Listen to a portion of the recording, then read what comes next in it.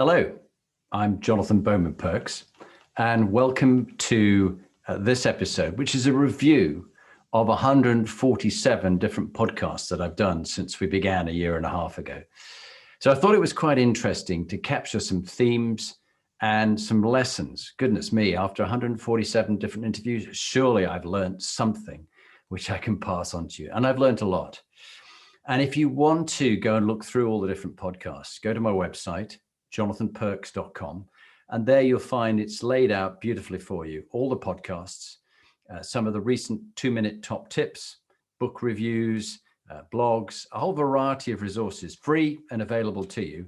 Please fill your boots, go in and listen to them, watch them as videos, or listen to them on Spotify or Apple. Recently, there's always been some fascinating people. It's hard to pick out some, but some that stand out in my mind for a whole variety of different reasons as inspiring leaders.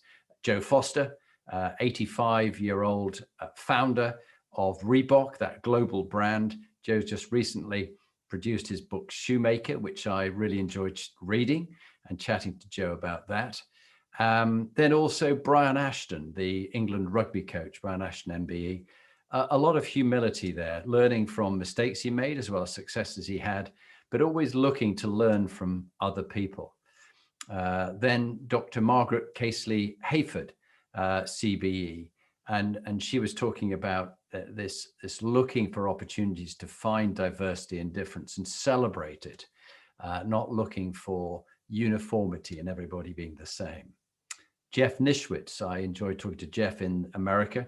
And Jeff's had a lot of tough lessons. He runs his own podcast, but a very authentic person who I think will become a good long-term friend, because I just love the way he showed up with his strength, but yet also his vulnerability, his ability to just be himself and learn from many of the lessons that he's made. Goodness, haven't we all made a lot of mistakes over time? And hopefully we're learning from them. I certainly don't intend to repeat the same mistakes too often, but I certainly make new mistakes, see them as teachable moments. Who else? Patrick Kane, a triple amputee, young 24-year-old man who's carried the Olympic torch, who's been on the stage with Apple employees, and who's done a TED Talk all by the age of 24, and doesn't see his disability, if you call it even that, as anything other than an opportunity to see things differently. Goodness, if I ever start complaining and grumbling about myself, I think about Patrick and his very positive view on life. Very inspiring. General Sir Mike Jackson, as I grew up as an Army officer, he was somewhat of a fearsome reputation as a strong speaking, tough parachute regiment officer, went on to be the head of the Army. Had a lot of challenges in his time, some controversy, but he handles that with great skill, I found. Paz Avalos from, I think, South America, possibly Peru, if my memory serves me right. But Paz talking about coming out and her wife and the children that they've both had, and the importance of being authentic and being yourself. Derek Redmond, Olympian, the one who was an incredible athlete and part of a very successful British team. But just as he was running for the finish line on one of his particular races, his hamstring completely went. But yet he and his father hobbled across the line to determine to finish. And then David Marquet, who was a captain of the USS Santa Fe, and quite an inspiration to me with his 2 books, Turn the Ship Around and Leadership as Language, where I've learned a lot from that and able to pass on his knowledge to the clients that I work with, both the CEOs and the partners and the managing directors, but also particularly their leadership teams. And I found it's allowed me to get deeper into the heart of an organization and really help leadership teams. And this has become quite a passion for me. So that's just a few of the different people that you can listen to on the podcast. And if I perhaps think about what makes these inspiring leaders, what did I pick up out of 147 different people? The first thing is diverse experiences. There's no one solution fits all. They've all done different things, had different upbringings, completely different, a bit like our microbiome, something like 300 billion different little microbes in there, all rushing around doing different things. It's almost like our DNA. We're all different. No one is the same as anybody else. Even identical twins are not identical in every way because they've had different experiences. Like that famous Stoic saying, you can never step into the same river twice, because by the time you step into it, the water's flowed by, you've changed and you're different. It's not the same experience. And then my gratitude to Professor Roger Steer. He talked about these leaders having the three hums: humility, humanity, and humor.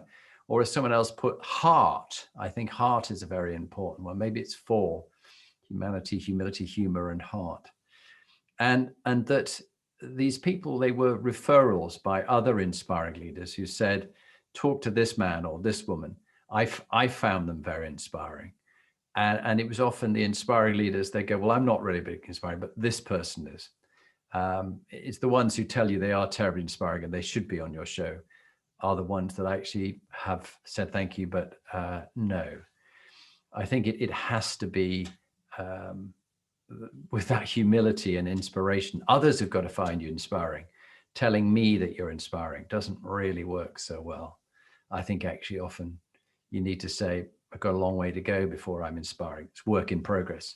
This idea of the incomplete leader with a complete team, which I so enjoyed from the Civil Service College. So what else came across as some themes? I think followership. To leadership, you have to have followership. And followership is some of the essence of my upbringing. It's now 40 years ago today that I was commissioned as a young second lieutenant in the Royal Corps of Signals.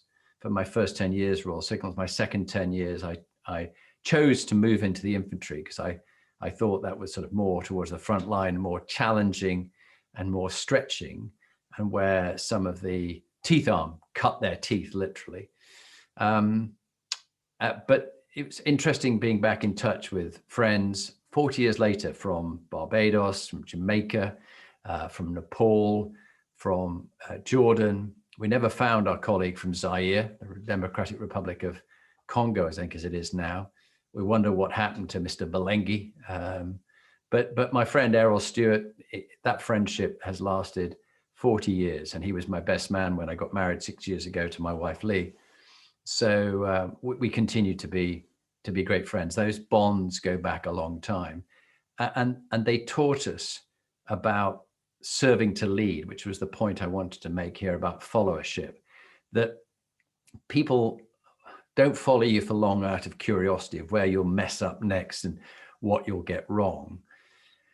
You should be removed from positions of authority if you cannot lead with care and consideration, compassion for the people that you are in charge of. It's a great privilege. It's an honor, which is why being a CEO's leadership coach to finding inspiring CEOs and their executive teams, it's a great honor. And at times I feel very humbled by it, but also, who am I? And it's almost that imposter syndrome. Am I good enough to be the team coach or to be the leadership coach to these people?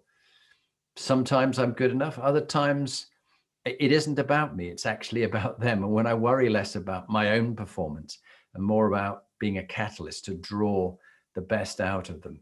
Met Don Birch, who I coached in ASA maybe 8 to 10 years ago. Don very kindly said, in a note that, I had helped him change his life for the better. I was just the catalyst. He had to do the work. I just brought ideas and suggestions that I'd learned from other leaders, which goes back to my father and his death, saving the lives of two others as a very fine Royal Navy fast jet pilot. And in meeting the two people who lived, for him, his death meant that they lived. It was very interesting that they said, you must pay it forward. You must learn from other leaders and pass it on, which is why we're having this conversation now. And so I do hope that in all that I'm striving to learn, particularly in my dyslexia, where having finally had the test a couple of months ago and finding that I'm dyslexic in reading, writing, maths, and spelling, doesn't make it bad. I don't feel I'm a victim at all. it meant I had to adapt and learn different ways of being with people. And that's why perhaps I focus more on people rather than on facts and figures so much, and data and maths and things like that.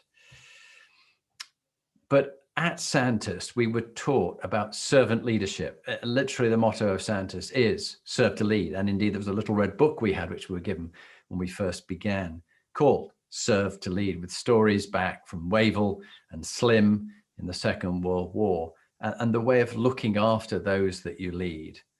And those carry across to today, and the importance of creating a healthy culture, psychologically safe places where people can be of their best. And in this world of pandemic and recession and changes that are going on, it will be a different way of leading in the future. But some of the foundations will never change. They're still very important in the way you need followership and you need inspiring leadership.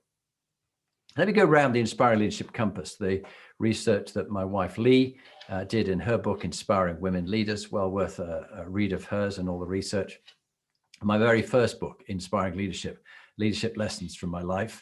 You look back at these books, and particularly my own book, and I think, oh God, I wish I could have done it so much better.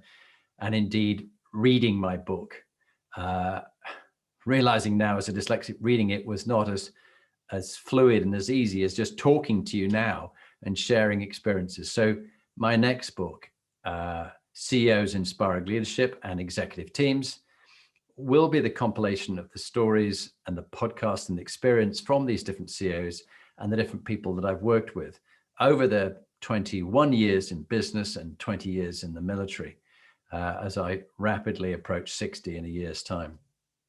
So of the 8 components, let's just go around the compass from the very top. True North, MQ, this idea of your morals, your integrity, your values, your beliefs, the principles that you will live, and in some cases, like my father, die for, because it's the right thing to do. And I'm reminding myself time again, doing the right thing, seeing the results, the first thing, the second thing, but then not needing the third thing, which is people to pat you on the back and tell you what a good job for doing that act of kindness or that job around the house. I still have to work on that habit of trying to please other people, but just doing it because it's the right thing. And I found with all the people that I interviewed, and I'm always interested in people's life stories, particularly more so leadership.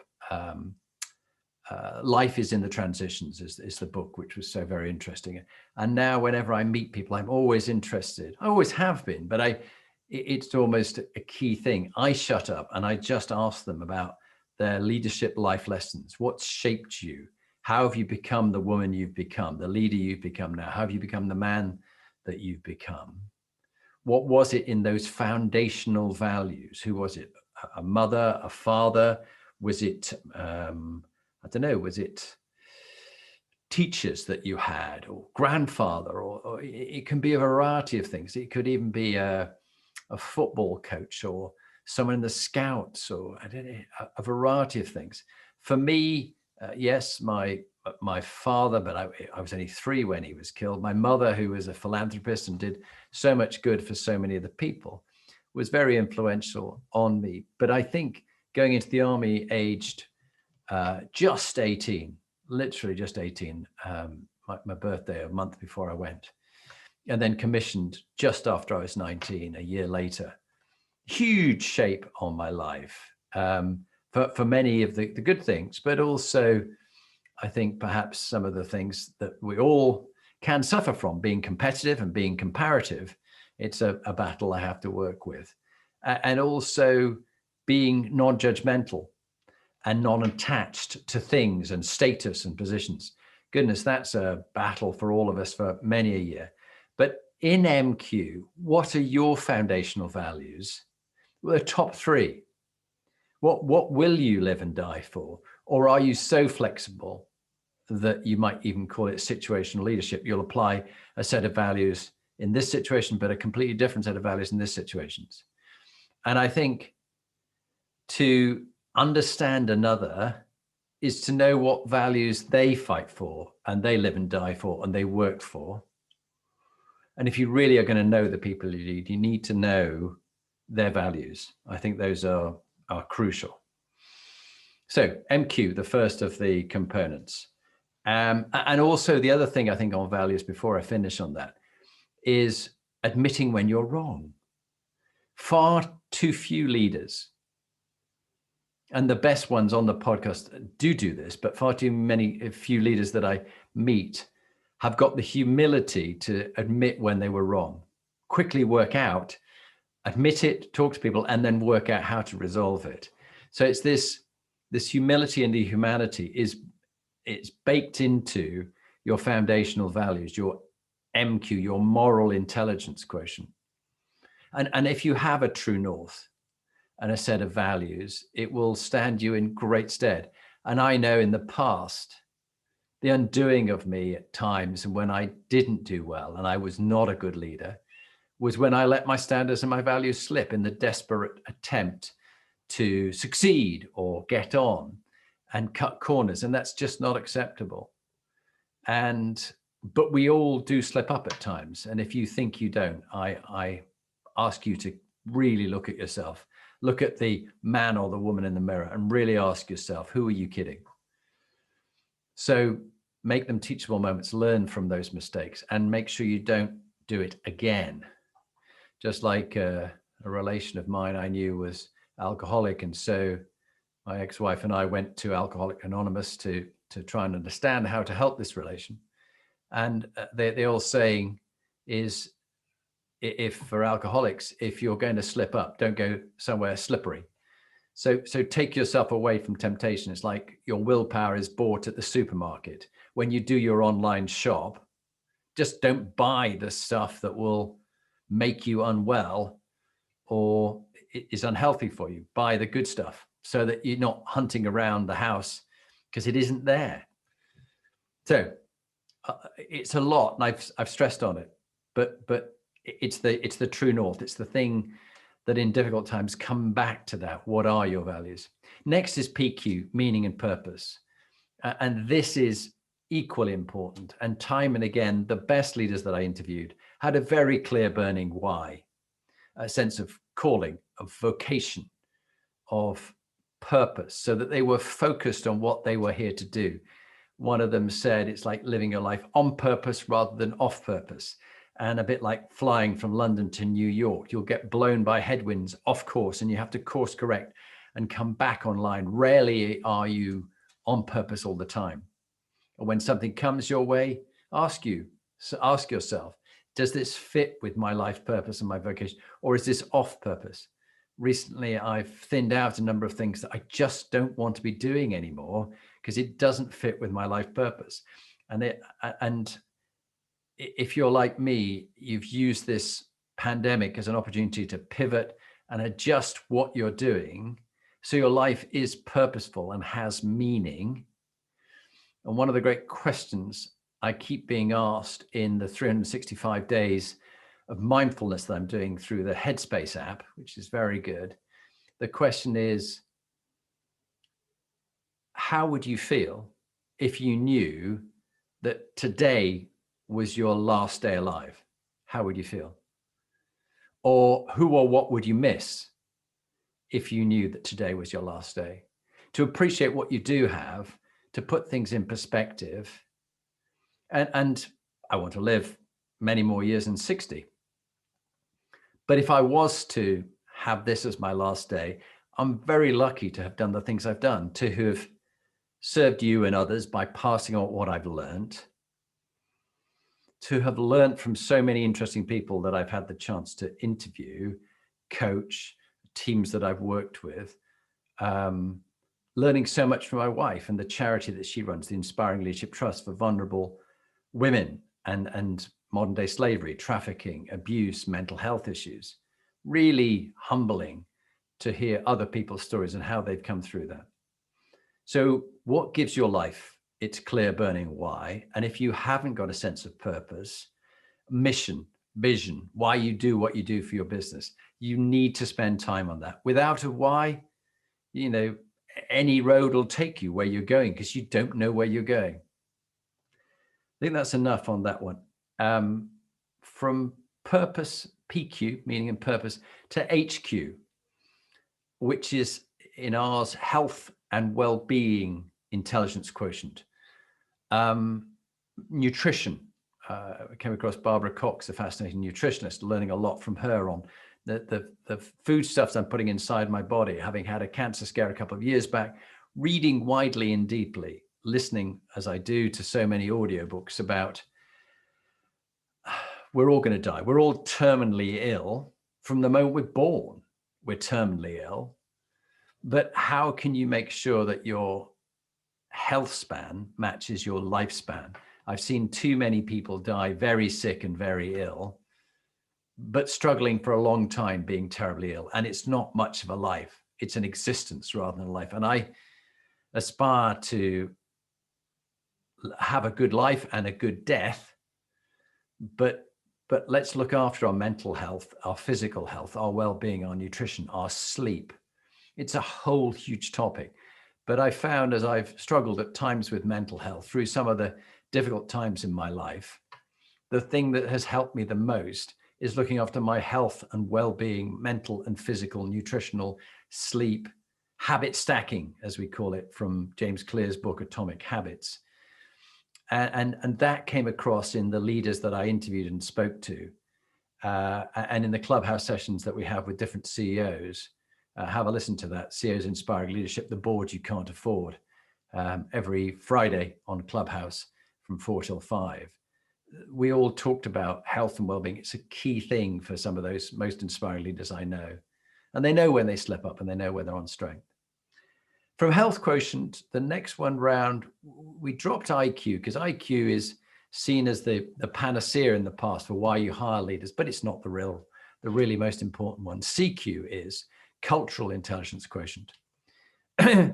With the death of George Floyd, and I've been reading the autobiography of Malcolm X, and then also my next book to be reading is Roots, and talking to different people from different backgrounds, particularly my friend Errol Stewart, who's a Jamaican officer, as I say, I've known about 40 years. You've got to be able to adapt culturally to different cultures and to make your own culture of your organization healthy and spot when it's toxic. It could be one person, it could be a few people. It could be when you all start getting internally focused rather than on the purpose and outwardly looking on the difference you're making to society or to others, that you get too selfish and then it goes toxic.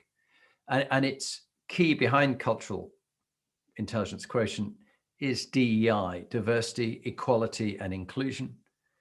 And all need a huge amount of work.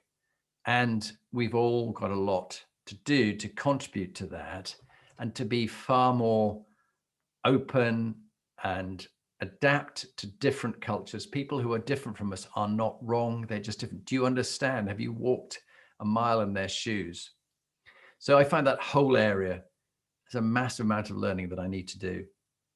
From the culture that you're in and the intelligence of adapting to different people to the emotional and social intelligence, the EQ, a crucial part of the difference between the inspiring leaders that I've interviewed and the less inspiring leaders that I've met is often they've got underdeveloped emotional and social intelligence. It is adaptable. In very few cases have I come across people who I think are uncoachable. A couple, but actually even they can adapt if they want to. And of course, it's that you've got to have a leader who wants to grow and develop and doesn't think that they're the finished article, that they don't accept that they're always work in progress, always work in progress. So with emotional and social intelligence, you've got to be able to read your own emotions and manage them. You can't control them. You've got to read and manage other people's emotions, even on a video like this. Are you watching my eyes? Am I looking into yours? Can you see how people are? Can you tell when someone's down and they say they're fine, but the voice doesn't portray to you that they are fine? Something's amiss. And with that can you also read the environment that you're in? And can you manage the environment so you know when the culture's gone toxic and it's going unhealthy and what you can do to change it? So that's EQ. And then on to RQ, resilience. Gosh, I think it's a strong trait of many of the inspiring leaders that I interviewed, that whether it be Derek Redmond, the Olympic sprinter with his hamstring going and having to adapt into a new world of doing a different kind of job, or people who've had such incredible setbacks and disappointments, things never quite worked out like they did. Talking to Sandy Loader, one of the interesting people, ex-Grenadier Guards officer, but he takes people on expeditions into the Arctic North, and I went with him on one of those up to Tromsø in the Arctic Circle. And while I didn't go out on the sleds with him, it was very interesting talking to him about who comes through and who cringes and hides into themselves, withers and becomes smaller. So can you grow into resilience? Can you see it? Success teaches you something, but also when it doesn't work out, can you see that as a first attempt in learning? It's not fail, it's a first attempt in learning, as my daughter Harriet, the teacher, said. And even she now is moving from teaching into a digital consultancy because she's realized that's more what she wants to do, and not looking on the fact that she's no longer teaching as a failure, but it's just taught her something which she can use in her next role. So teachable moments, first attempt in learning, and picking yourself up when you fall down 7 times, get up 8 is that old famous Chinese proverb. So from resilience to brand, BQ, brand, reputation, image, and impact. The best leaders that I've interviewed are very open to the mistakes that they've made and to how others see them, but they're quietly confident. I think there's this humble alpha. It is one of the guys I'm going to be interviewing, I'm really looking forward to, is Stephen Kuhn, a former sergeant in the US Tank Corps in Iraq. And now he runs programs called, Unleash Your Humble Alpha. And so being a strong, confident individual, but having humility as well, and being prepared to hear feedback from other people. How do others perceive you? And are you aligned in how you see yourself and how they see themselves? And how misaligned are you, or how in tune are you with really reading yourself? So there's a lot of benefit that comes when CEOs and teams get 360 feedback. It's like you're blind to it if you never do it. And many resist it because they're afraid of what they might hear. But that's okay. Just be prepared for it. It might hurt you a bit, but just hold it out there, observe it. Don't own it yet until you can really listen to the feedback. But your brand is what people say about you when you're not in the room. Do you know what people say about you? Have you got someone independent going around and interviewing people or doing a survey? Reach out to me. Come and get in touch if you want to have some really thorough 360 feedback done on you and some great interviews done on you. I find it's some of the most powerful work that I do with leaders, and it's the basis of them stopping being in denial and moving forward to being much more humble, much more inspiring if they're already inspiring, and far more aware of the difference they make and the shadow that they cast, because we cast a long shadow as a senior leader. And make sure you like what you see. People are learning you. And it's not about what you're saying, those fine words. And if your rhetoric doesn't match the reality, they'll read the reality. Just like children who watch a parent, they don't listen to what the parent says, they just watch how the parent behaves. And then if the parent criticizes them for doing what they've just done themselves, that trust is broken. And trust is a key part of inspiring leadership. And it's come across so powerfully so many times. Trust, mutual trust, psychological safety. Would anybody be willing to go into battle with you?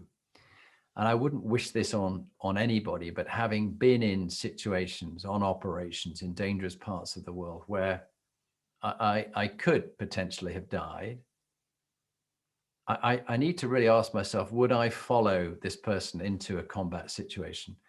Not because they're strong and they're big, but do they care enough about the people they lead? Are they thoughtful? Or is it all about them? What is their motive? And is it about servant leadership, or is it about, do you know who I am? And this status position, this CEO is a reward for my years of hard work, and I'm going to milk it for all I can have. Some do that. It's not one I'd like to have on my Inspiring Leadership series. And they're really ending beautifully with legacy, LQ, the last element of the Inspiring Leadership Compass. This is about the most inspiring leaders were concerned about stewardship and about leaving things better than they found it, that they didn't own it. Just like I've got two daughters of my own who are in their mid to late 20s, a stepdaughter and a stepson, similar sort of ages. I don't own them. I'm just looking after them, providing care, comfort, resources, support, a good listening ear when they need my help. But they're their own people. I don't own them. And you don't own the people in the company you think you own. You might be the majority shareholder, but do you really own it? Legally, you might do.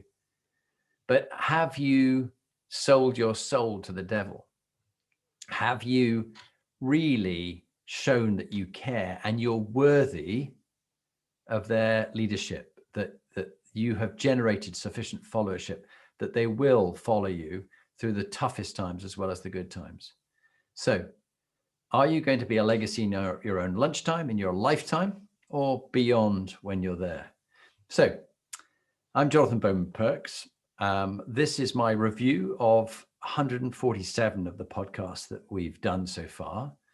It is because of the quality of those inspiring leaders that it's rated globally and in the top 2% of all the podcasts. If you think you've got someone that you would recommend, that you've worked for, that you think is a truly inspiring CEO or leader, let me know about her or him and why you think they should be on this series, because it's by referral only. And if you know someone who really is inspirational, remember to send the lift back down, that others will benefit from their wisdom and experience.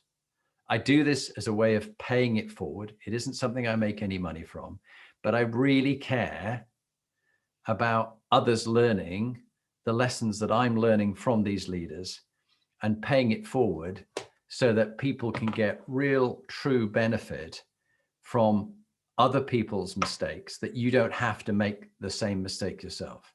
So go forward, be inspiring, learn from other people, have the humility, the humanity, and a bit of humor and heart to just be very real in the way you are. Good luck with all you do. And keep listening to these podcasts. I'll keep them coming, and I'll keep interviewing amazing men and women who are ordinary people achieving extraordinary results. Thank you for listening.